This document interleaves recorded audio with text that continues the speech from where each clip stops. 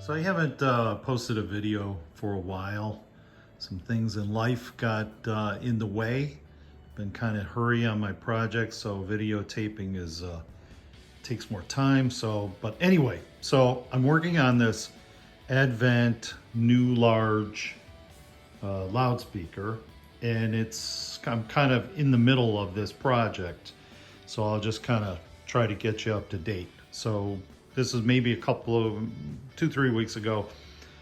I got a call from a guy saying that he wanted to have these restored back to their, as authentic as possible condition, and he gave it to me.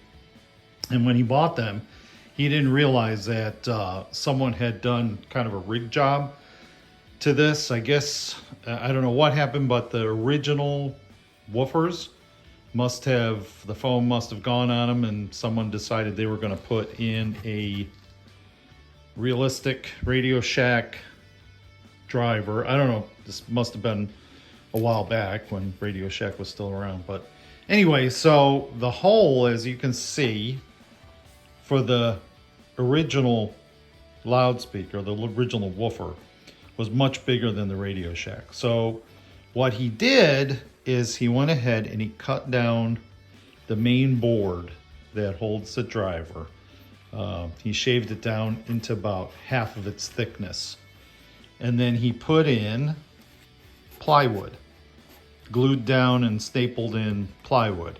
You see at the end here, in between, I guess he didn't have enough wood. On the other one, it's a full piece of wood all the way around. But on this one, he only had 2 pieces running along. It actually looked like 2x4s when I originally opened it up, but it was just 2 pieces of small 1/4-inch plywood. He ran from top to bottom, 2 sections.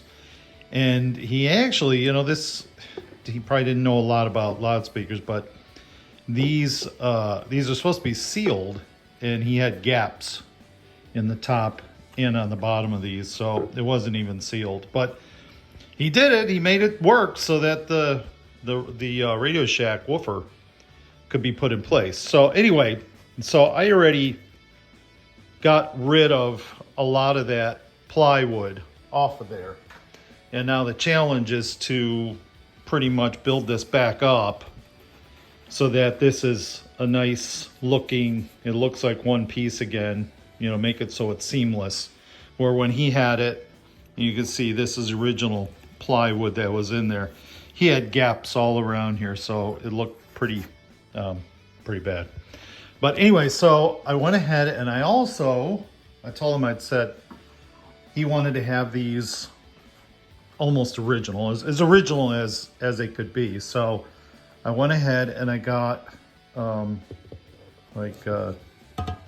you can see this, if you know anything about this loudspeaker, these are original to this new large Advent. It has a square magnet on the bottom of it, but it fits in much different because it has this large flange around the speaker. And this will be going, what I did is I bought these, and it's hard to find them with decent surround. So I bought these. Neither one of these had surround, so I got them fairly inexpensive, and just finished refoaming these. So just got them in. But anyway, so that is going to have to go into this hole, and I'm going to have to build this up so that in the end, this will look like one piece again. It won't have any of these gaps or any of this stuff, and I'm going to go ahead and make that look as good as possible. Try to make it so there's no way to identify that this was ever cut or altered in any way. So anyway, so I started on this, and let me put this driver away. And I just took I found some little pieces of dollar store plywood, and it's fairly thin. But if I put 2 pieces here, it's the correct thickness.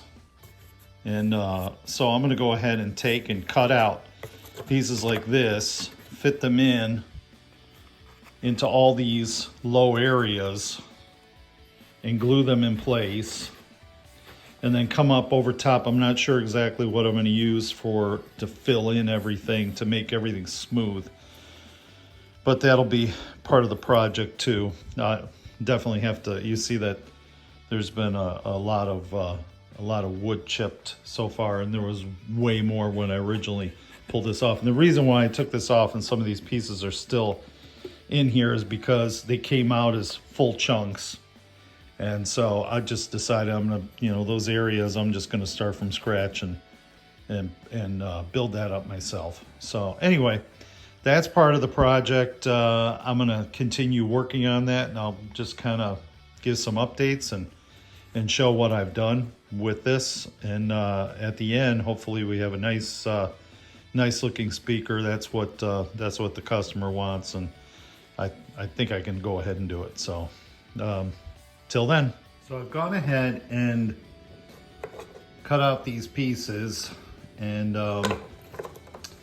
had them dry fit them to use as filler on this baffle piece that was cut down to put in this plywood.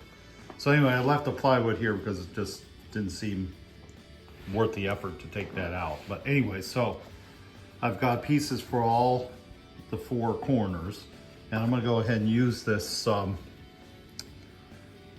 PL Max Premium by Loctite, because there's a little bit of a difference in the height. Maybe it varies, where it's very close and where it's maybe up to a 1/16 of an inch. So I'm gonna put that in there because it works really good for a filler, and try to get that as close to the right height the first time, so that I don't have to do as much filler. And also, I'm just gonna use a piece of wood to kind of determine that height, or to push these pieces down. You can see there's a decent gap there underneath that piece. So I'm gonna go ahead and put that PL Premium underneath it, and then just use this board to push it down as far as I need to push it down, where it's even with the top board, with this original board. So anyway, I'm gonna go ahead and do that, and I'll show you how that works afterward. So I went ahead and cut out these little pieces of wood. It's basically a thin plywood, and cut it to the shape needed to fill in the gaps. Now here's some of that original thin plywood that I didn't rip off, but everywhere else I went ahead and filled in and tried to bring it to the level of the baffle, the top of the baffle, so I didn't have to cut out a bunch of this. This might actually be a little high over here, but so now what I'm going to do is sand this to make sure that none of this is high, and then I'm going to use a water putty to fill in all these areas, all the empty areas. I'm going to have to take off this Velcro that's stapled to the front here, and take off the tweeter too, so I don't ruin any of that. But I'll go ahead and I'll show the water putty, how I apply that coming up here. I've gone ahead and prepped everything. So I smoothed out the edges and got all these tops so they're below the baffle surface. Everything's kind of cleaned up, got everything out of the way. And now I'm going to use this Durham's water putty and my putty knife, and go ahead and fill all this in, and we'll see when I'm done how it comes out. But I've done this before. I've done some car work, finishing work, so I feel confident in being able to smooth all this out to make it look original again. So I'll go ahead and do that, putty it, and before I go ahead and start sanding it down, I'll go ahead and show what that looks like. So I just started sanding it down a little bit, but you can see all the cracks are filled, and all those big areas that were bad. Now there's some areas that Like right there, it's pretty low. But I'll go through and redo all that stuff. And this here, you can see all the areas that were completely filled in. They're dark. Over here was a big area here in those areas. But anyway, so I'm gonna keep sanding and filling and until this thing looks completely flat. And then we'll paint it black, and that'll show the areas that are still, you know, still bad, and kind of just keep refining until it looks flat and smooth. After a little more sanding and filling, I've got it to a point where it's got to kind of rub off the excess fill, and then I'm going to go ahead and I think I'm at the point where I'm going to do like just an acrylic black on here, just to see what, you know, what shows as far as indentations and stuff. But I think I'm getting fairly close. So I'll go ahead and I'll just, like I said, I'm just going to put a quick coat of black acrylic on here, and see what kind of divots, little deviations I have in this finish, and then just take it little by little, and little filling, little paint, little filling, and then what I'll do is tape this all off and paint this like a satin black and make it look like original. So I've gone ahead and painted the filler areas black, and as you can see, the black really kind of highlights some of the areas that need to be gone over. So I'll go ahead and do that in this next round, and you can see where some of those edges are right there when I filled in. So got to get that cleaned up and, you know, do a couple rounds of this, and before you know it, it'll be nice and smooth. Okay, so I've gone ahead and done a lot of little patching here. You can tell where the original front baffle was carved up, and where it had to be all patched up and reformed. And got this all taped up, got it wiped down.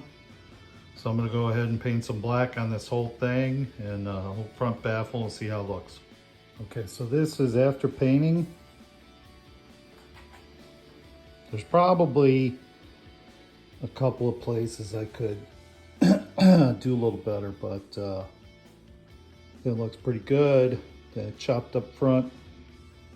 Now it looks normal, so I'm gonna move on to the other one and then see if I can get this thing assembled. So fast forward probably about 3 weeks, and that's because I was not told that one of the tweeters, I guess he didn't even know that one of the tweeters was blown, and that one of the crossovers had a bad resistor in it. So whenever you would switch positions on it, it only worked in the decreased mode. But anyway, so here's the finished product after putting new woofers in and refoaming them, original from back in the day, and then redoing that front so you can't notice all that area that was cut out on the front baffle.